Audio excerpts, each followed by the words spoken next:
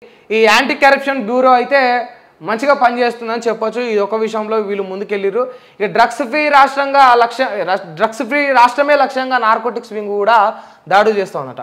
వాస్తవానికి ఈ drugs free రాష్ట్రంగా కావాలంటే మనం ఎక్కడనో పబ్బులలోనో బార్లలోనో పోకుండా చాలా వరకు పల్లెటూళ్ళలో సిటీ అవుట్స్కట్స్లోకి పోవాలి.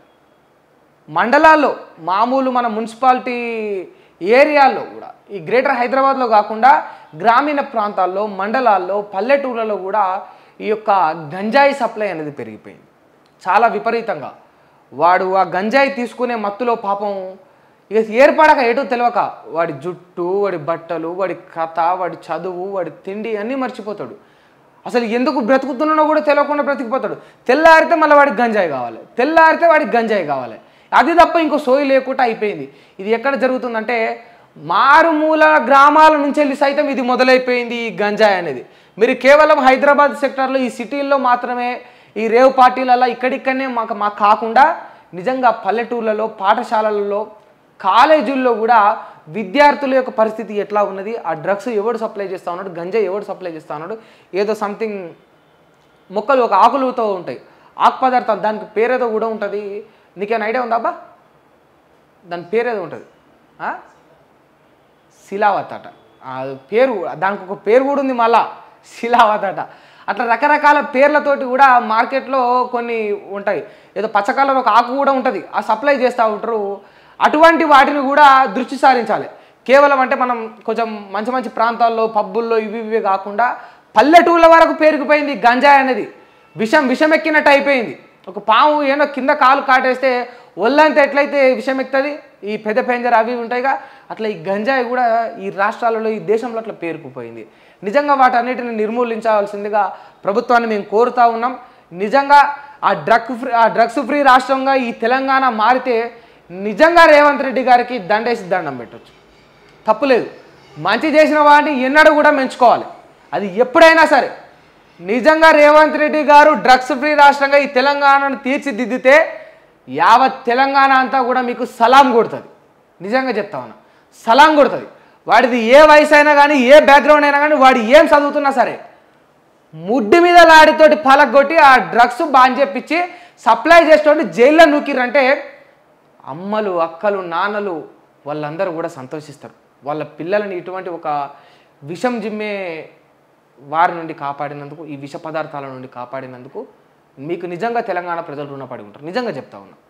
గవర్నమెంట్ చేయాల్సిన పని ఏదో పథకాలు ఇవి కాకుండా ఇటువంటి వాటిపైన కూడా మీరు ఈ రాష్ట్రానికి పెద్దగా దృష్టి సారిస్తే చాలా అద్భుతంగా ఉంటుంది రేవంత్ రెడ్డి గారు అని చెప్పేసి మేము మీకు ఈ సందర్భంగా విజ్ఞప్తి చేస్తూ ఉన్నాం.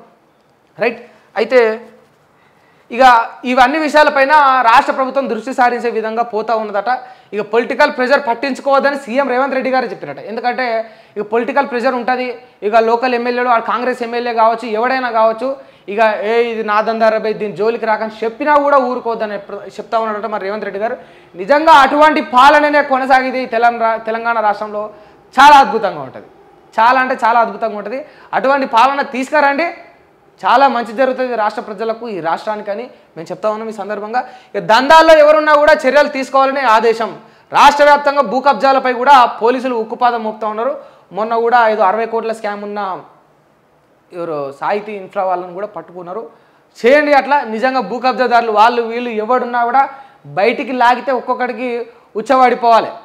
చెప్తా ఉన్నాను. నిజంగా ఈ పదం తప్పే అయి ఉండొచ్చు, ఇది ఇక్కడ యూజ్ చేయకుండా కూడా ఉండొచ్చు, కానీ రియాలిటీ జనాలకు తెలవాలి కనుక కొన్నిసార్లు మేము కూడా కొన్ని లైన్స్ క్రాస్ అయ్యి మాట్లాడవలసి వస్తూ ఉన్నాం. చెప్తా ఉన్నాం ఈ సందర్భంగా. నిజంగా అటువంటి పరిస్థితులు తీసుకురండి, ఈ రాష్ట్రాన్ని బాగు చేయండి. ఈ గతంలో కొన్ని తప్పిదాలు జరిగినాయి, ఆ తప్పులు మీరు చేయకుండా ఇంకా అద్భుతంగా పాలించాలని చెప్పేసి కోరుకుంటా ఉన్నారు తెలంగాణ ప్రజలు. ఇక ఎంత మంచి చేసినా కొంత వివక్షత ఎప్పుడు కూడా ఉంటుంది. సాధ్యమైనంత వరకు మంచి చేసుకుంటూ పోతేనే ఎంత విమర్శ ఉన్నా కూడా మళ్ళీ మనసులో కూడా పెట్టుకుంటారు జనాలు. అట్లా కూడా ఉంటుంది, అట్లా ఉంటుంది, ఇట్లా ఉంటుంది. రైట్. ఇక హోటల్లో కల్తీల ఆటకట్టు. ప్రజారోగ్యంతో ఆటలాడుతున్న హోటళ్ళు, రెస్టారెంట్లు, కాఫీ షాపులు, ఐస్ క్రీమ్ పార్లర్లు, బేకరీలు, బిర్యానీ మండీలపై ఫుడ్ సేఫ్టీ ఆఫీసర్లట ఇటీవల వరుసగా దాడులు నిర్వహిస్తూ ఉన్నారు. 20 రోజుల్లో 67 చోట్ల తనిఖీలు చేసి ఫుడ్ శాంపిల్స్ సేకరించగా సగానికి పైగా ప్రాంతాల్లో ఆహారంలో కల్తీ జరిగినట్లు తేలింది. దీంతో సంబంధిత హోటళ్లు రెస్టారెంట్లను మూసివేశారు.